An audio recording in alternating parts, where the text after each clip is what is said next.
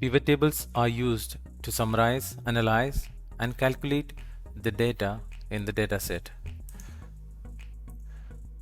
Few uses of pivot tables are to calculate sum or average in a business situation, for example, counting sales by department or a region, to show totals as a percentage, for example, comparing sales for specific product to sales total sales, to generate a list of unique value, for example, showing which states or countries have ordered a product, to identify the maximum and minimum value of the dataset. Now let us learn how to create a pivot table in an Excel. First, select the cell or a range you want to create a pivot table from.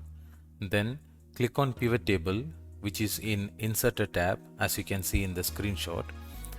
Once you click on pivot table, you will get a pop-up box like this, in which you need to make sure the table or a range is selected. Then you have another option where to keep the pivot table report. You can either keep it in the existing worksheet, or you can create a new worksheet for building your pivot table report. Click OK. Pivot fields are the fields that we use to build a report or summary of the dataset.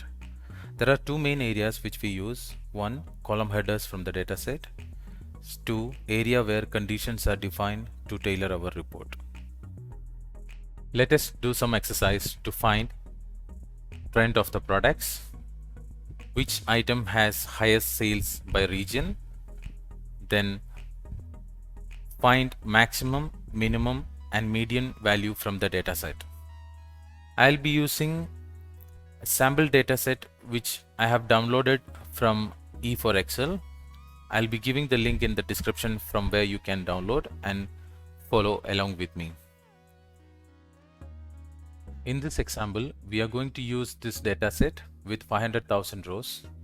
As mentioned in the introduction section, pivot will help us to summarize the data as we require. First, you need to select the range or the complete cell from which you want to create a summary. Then click on Insert tab, where you have two options by default, one recommended pivot and a pivot. Recommended pivot will provide a few solutions based on the current dataset which can be used if required for you. Else you can create a pivot from the blank itself. Click on pivot table option to start from blank. Then you will get a pop-up where you need to validate the range of the cell that we have selected. After that, choose where you want the pivot table to be placed. You can either place in a new worksheet or to an existing sheet. So here I'm going to select my existing sheet called trend. So I'm selecting the trend, then click OK. Congratulations, you have created your first pivot table. So here we are going to find the trend of a product per year. To find the trend, first we need to drag and drop product to the row field. Here product is recorded under column item type. Then we need to find how many items are sold. For that, drag and drop unit sold to values. So these are the units sold by product. However, this doesn't give a trend on how many items sold per year.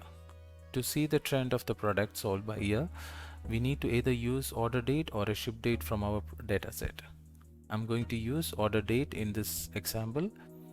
Also, I will remove unwanted fields. For now, I will explain the same in detail in the upcoming videos.